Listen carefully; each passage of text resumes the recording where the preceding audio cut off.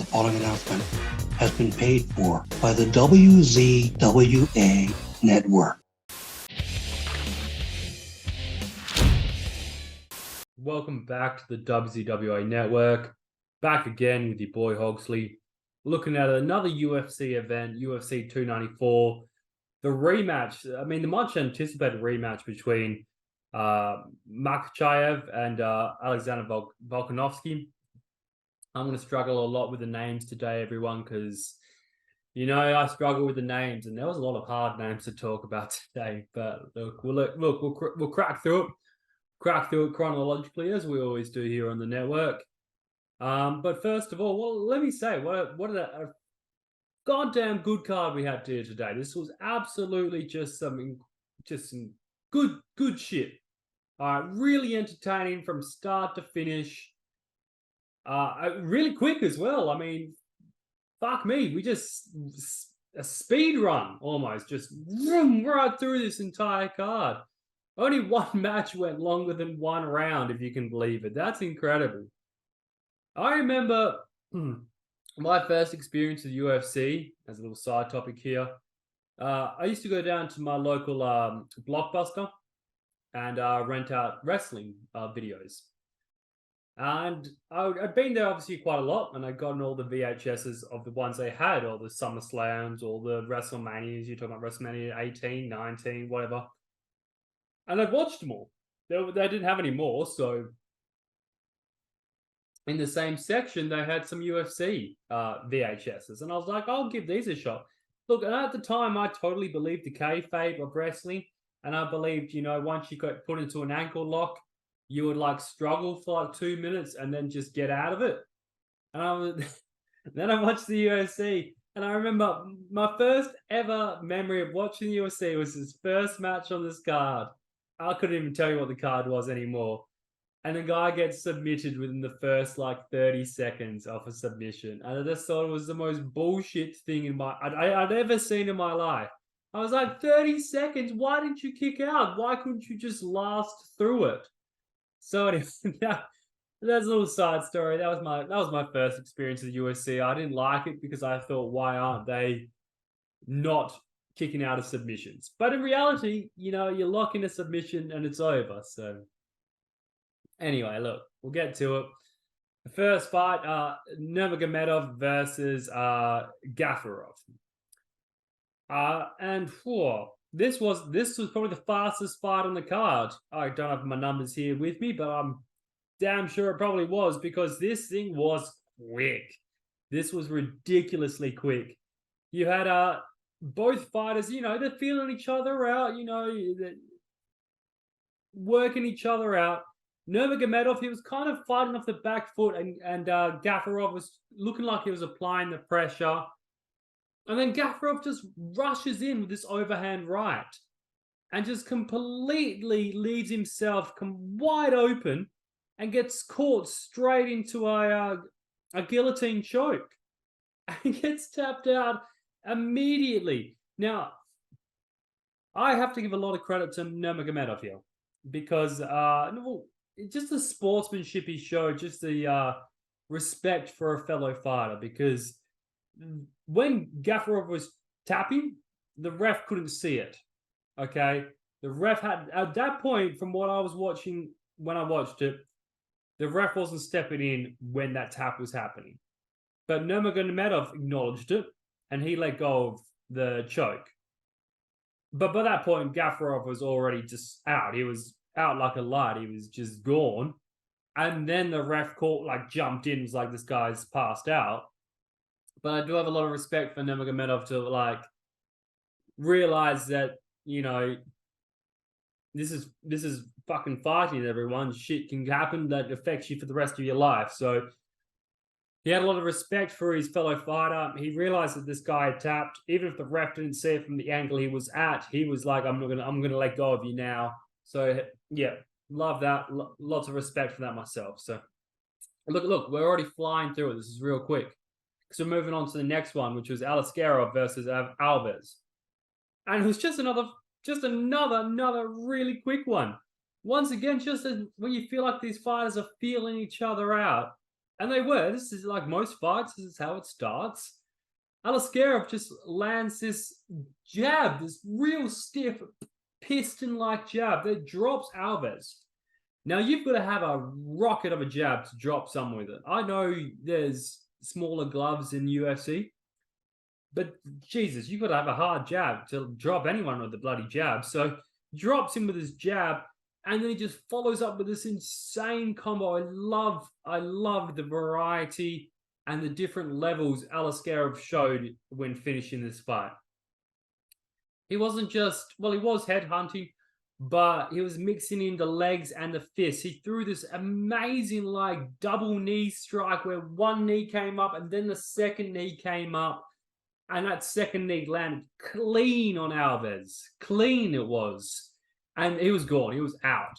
And just gone. I mean, he followed up with some nasty hooks. A nasty uppercut was mixed in there. And that was the end of Alves. I mean, just once again, we're looking at maybe 90 seconds into the first round, and another fight is done. 2 fights are already done. And shit, if you skipping all the promos and stuff, you've only watched about 3 minutes of action. So crazy stuff to start this card, everyone. It was just crazy. So now we move into the things that maybe I'll have a bit more to talk about. Obviously, I'm flying through this review. This is another fight that ended in the first round, but I had issues with this. I had big issues with this stoppage right here. We had Ankalaev versus Walker. Now, once again, just another feel-out sort of process up until Ankalaev lands looked like a very good body shot. Walker sort of crumples, like lowers his bottom half. Now, was he playing possum? Maybe. As soon as Ankalaev walked in, he throws a knee strike at him. But he also might have been hurt. But none of that is actually relevant at all, so it doesn't matter. After that knee strike is thrown by Walker, Ankalaev takes him to the ground. Now, Walker shows a great bit of situational awareness here. He's got his back towards the cage. He's not giving up the back. He's pushing away. You know, it looks like we're in for quite a good fight here. But then we have this knee strike. And fuck me, how annoying is this? Because this was shaping up to be kind of a very interesting fight, a very entertaining fight. I don't know either of these fighters very well, but I loved what I'd been seeing up to that point. Both seemed very clever in ring. Both were, I mean, playing the possum, the situational awareness by Walker, Ankalaev just being the aggressor. But then he throws this neck, as Walker's still technically got all 4 limbs on the ground, and it's a knee strike straight to his chin, which obviously is an illegal strike in the UFC. You can't kick or knee anyone in the head when all 4 limbs are on the ground, or something along those lines. I believe that's right. So the ref jumps in. Okay, now fair enough. Okay, fair enough. I agree with the ref jumping in. If it's an illegal strike, if it's a foul, just like any other sport, like boxing, you land a low blow, you give them the time that you need to give them, and then yet the fight continues. Okay, so I had no problems with the ref jumping in here. That's fine.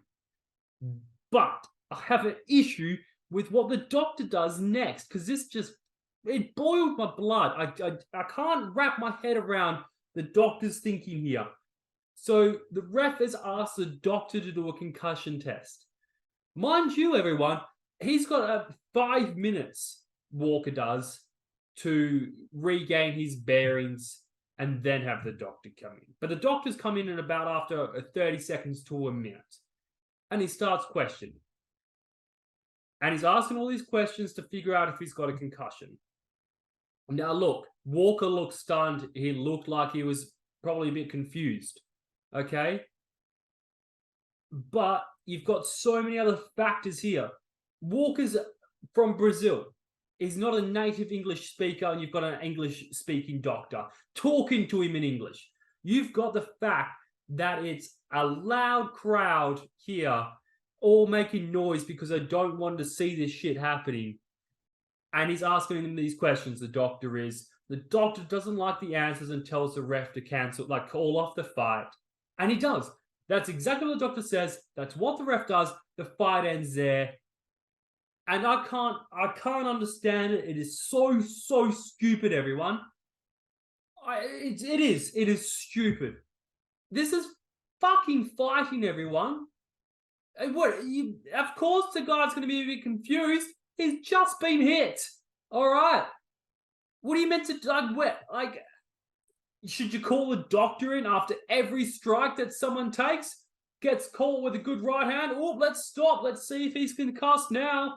Do you know where you are right now, mate? Oh, you don't. Oh, that's the fight then. Look, let's call it off. Winner by knockout because he's landed a good punch and you couldn't talk about where you were for 30 seconds. This is fucking fighting, everyone. This is a UFC. Of course, he wasn't going to tell you exactly where he was straight away. All right. It's the fact that if it was a legal knee strike, the fight would have continued. Okay? He wasn't knocked down or out on his feet from this knee strike. So if it was the fact that he had his both arms up and got hit by this knee, the fight probably would have continued. You would have gone into the later rounds and no one would have blinked an eye. Okay? How many... but the fact that he had all four limbs on the ground and cops his knee, the ref says he's been concussed and calls off the fight. How many fighters leave a ring without some sort of concussion? It must be like a very small amount. I mean, I understand concussions are a big deal, but you're being kicked in the head for 5 fucking minutes around for 3 or 5 rounds. Of course there's going to be some concussion. Okay, I'm not saying that's right, but the fact that you can get a doctor to stop a fight after it is ridiculous in my opinion. You got to protect the fighters, but this was ridiculous. Absolutely ridiculous. Especially since you didn't give him the 5 minutes to regain himself. There was no translator in the ring for the fact that he doesn't speak English natively. It's just a stupid stoppage. And then it gets called a no contest. I mean, if it was an illegal strike, which was deliberate, it wasn't like he's tried to throw to the body and landed in the nuts. He's deliberately thrown a knee to the head while this guy's got all 4 limbs on the ground. So, look, it gets me heated. It gets me heated. I understand Walker was just dazed as shit. He didn't even realize the fight had been stopped. As soon as like the doctors told the ref the fight's over, the ref's like, yep, all over. Walker's like, all right, thanks. And then starts squaring up again and tries to rush in on Ankalaev. And everyone has to stop him and go, no, it's finished. The fight's over. You've technically had this unofficial TKO that's going to be a no contest. And he's pushing people out of the way. He's like, fuck that. I'm not done yet. And he still tries to fight him. So look, maybe he was just on another planet. Maybe he's just like, fuck that. I'm not going to go out that way. They ended up having to have like 8 people on either side holding these fighters back. Dana White himself had to come in this ring and like calm Walker down, which is probably just like, either you calm the fuck right down now, otherwise you're not getting paid again or not having another fight, which obviously if Dana White's saying that to you, you probably listen. So, yeah, I don't know. It just did my head. And the fact that you're going to have a doctor call a concussion halfway through a fight from a strike. How do you know it was from that strike? Why wasn't it from another strike? I mean, can the doctor just come in at any time? I mean, it just really just annoyed the shit out of me. It really did. I mean, I'm used to the doctors shouldn't belong like they belong ringside, of course, but they should be a bit more lenient. I mean, when you have your cut over your eye, they give them so many chances. And at the end of the day, it's up to the fighter, isn't it? If the fighter wants to go blind in both eyes, it's his decision to make, isn't it? He could agree and say, no, I don't want to do this. I know no fighter does want to do that. They want to go out on their shield, be protected by themselves. But come on, man. This was just stupid. I just didn't like this one at all. I really didn't. So let's move on before I get too heated. We're off to the main events already. We had Chimaev versus Usman. Now, Usman obviously a great welterweight champion up until the fight against Leon Edwards, where that first fight, he won about 4 minutes and 50 seconds of that fight until he gets KO'd.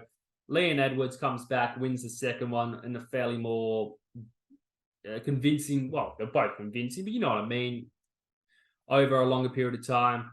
So Usman, this is his first fight at middleweight. He's moved up and he's fighting just an absolute boogeyman.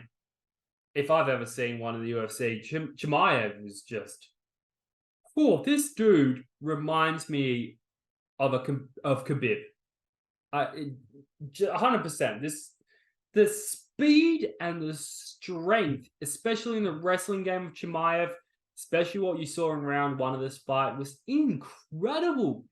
Dude was just like lightning and thunder all combined. It was awesome to see. This wrestling game, Usman has the best, had the best takedown defense probably the UFC has ever seen, ever, across any division. He'd only been taken down once in his career or something up until this fight. And within the first 30 seconds, Chimaev had taken him down. He shoots and it is just like bang. It is boom. It is just right in there. And he gets Usman down to the ground. And that is where the fight stays for the entire first round. He had back control for 4.5 minutes easily in that first round. And Usman could not shake him at all. I know Usman's probably don't have a lot of experience fighting in that position, but he's a trained fighter. He probably knows a lot about what to do, and he could just not get Chimaev off him. And he eventually gets to his feet, but Chimaev's not going anywhere. He's hanging on him like a bloody koala bear. And look, this amount of back control, especially when you're standing and they're just hanging off you, has got to wear you down. No doubt about it. That saps your energy from you. And he just could not shake him at all. He ends up almost locking in a choke while Usman is standing. So Usman just throws himself back down on the ground. Great situational awareness. Also, I'm surprised that didn't end up to be more of a dangerous tactic or a knockout for Chimaev, against Chimaev, because you've got your head above Usman's head and he's just throwing himself down in that directory. I mean, from what I saw live, it looked like Chimaev landed on the top of his head. I mean, shit, that looked deadly. It looked deadly, everyone. I mean, I wouldn't be surprised if that ended up as a knockout if you land like that on the top of your head. It didn't. And maybe he wasn't hurt by it, but still great situational awareness. He got to his feet, but he's like, I still can't shake him, and he's got a submission almost locked in, so I'm going to throw him down. So Usman still showing the championship pedigree he's got. So we move into round 2, and it's totally different. It's like a totally different fight is now playing out in front of us. Chimaev's just given up on the takedowns. That's what it seems, and it doesn't make any sense. He says after the fight he ended up breaking his right hand and he didn't throw a lot of rights, but that wasn't what was winning you the rounds anyway. He just started to go into a stand-up game against Usman, which is where Usman is strong at. That's the fight he wanted to fight. He didn't want to fight off the ground like that. He's not used to that shit. But for some reason, Chimaev decides to fight Usman's fight for the second round. And shit, that ended up being an Usman round easily because he ends up landing some crackers, some bangers of some punches. He landed a great 1-2 combo that landed clean on Chimaev's face. And it just didn't make any sense. I mean, in the last 30 seconds, Chimaev lands another takedown. So once again, now it's 2 takedowns against Usman, who'd sort of never been taken down before except that one time. And it's just like, where was this before? Why wasn't this the game plan from the beginning of the round? You had so much success, and then you just give up on it. So it was interesting. But obviously the corner, they notice that because they're like, Chimaev just wrestling because you're winning. Round 3 starts. You have Usman landing some big shots and then just gets taken down again. And there's like another 3 minutes just sapped up right there. He does get to his feet, but it's too late. He can't win the round after that point because he's just spent so much of it on the ground. And it ends up being a majority decision win for Chimaev. He wins 29-27, 29-27, and 28-28. So he obviously won 10-8 round in the first round. And the other two of the judges gave him round 3, and one judge gave Usman round 2 and 3. He also then just gives a great little speech. Obviously, the world, we live in a fucked up place, everyone. We all know that. The shit that goes on just all around the world, it's fucked. I mean, I'm not going to try and talk about it, or you know how fucked it is. You've got young, innocent people dying, and obviously Chimaev talking about that, and just how we need to come together as earthlings. That's a word for anyone who lives on Earth, right? We're all humans at the end of the day, and the fact that we're killing each other over just what I believe is just stupid shit. Oh, okay, who you believe is the Messiah and all that shit. I mean, we should all just love each other, and that's what he was trying to say. So I like how he took that platform he had to sort of spread that message. I did like that. Anyway, we're on to the main event, and now this one was something as an Aussie boy. It's a proud Aussie boy I've been looking forward to for a long time. Alexander Volkanovski rematching against Makhachev. Sorry, against Makhachev. Makhachev. So. Oof. I mean, when he first moved up to face him, this was a quest for greatness for Volk. He already was champion at lightweight. He's moving up to lightweight. Yeah. He's moving up to fight Makhachev, who's just he's a beast himself. Was just destroying everyone, and Volk gave him a run for his money. Gave him the biggest scare of probably his UFC career or his MMA career in years. He had him it looked like he had him at the end of that round 5, everyone. I went and watched this fight back before watching this one. And it was a thriller. It ends up going Makhachev's way. And you could see Volk was just devastated. He felt like he'd done enough. He felt like maybe he could have done more in certain spots. So he was just itching for this rematch. And this opportunity came across the table. Oliveira drops out of this fight, which was meant to be his fight against Makhachev. They gave Volk a call. And once again, just on that quest for greatness, he was pursuing greatness, and you cannot criticize him for that. You can't doubt what he was trying to do. This takes absolute balls, because on 11 days notice, he's gone out and said, I'm going to fight this dude again. That's just stuff of greatness, everyone. No one can say otherwise. Okay, that is ballsy. That is just commendable. That is just impressive. Because look, 11 days notice. I know he's probably been thinking about the first fight since it's happened. And I know these guys always stay fit. They're always practicing, but 11 days ain't a training camp. That is nothing, man. And the fact that you've stepped in here against someone who just looks unbeatable, I just love it. So, and I was rooting for my Aussie boy. I thought in the first fight, you were landing some bombs on him. Anything can happen when one of these punches lands. I think Volk is pound for pound 1 or 2 in the world, up against or right there with Makhachev. So, and I saw what he did in his most recent fight, or the previous one to this, and it just who was against? I did the review, and manhandled him. He manhandled him. He made it look easy. He makes great fighters look ordinary. That's how good he is. Makhachev does the same. So I was so keen to see this rematch, and once again, we had a first round finish. Makhachev, unfortunately, just takes out my Aussie boy, Oh, it was so rough to see. I didn't think Volk would be finished like that. it looked to be just once again an even sort of round, both giving it a bit of, giving it to each other. But Makhachev was landing these kicks. They looked like they were bothering Volk. Makhachev threw a high kick that Volk kind of blocked, but this, the kicks were obviously being effective.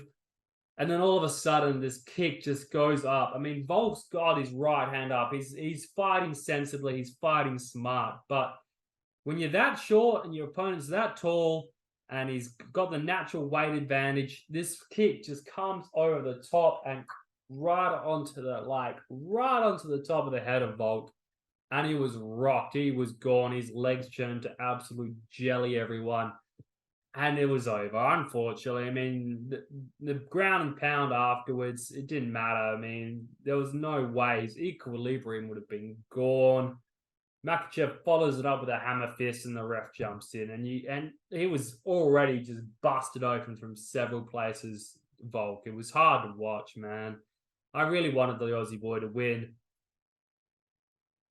And look, I wouldn't mind seeing a third fight between them. I know this feels like the definitive end to the rivalry. You've had this close sort of fight. Some people thought it went Makhachev's way. Some people thought it went Volk's way.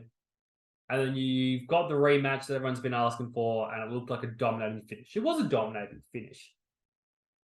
But it was also just a one-kick knockout, pretty much. A one-punch knockout if it was boxing. That's the word I'm used to saying. But I still think if they ran it back a third time, I mean, it was a lucky kick to land. It wasn't lucky, but, it was the best situation for Makhachev.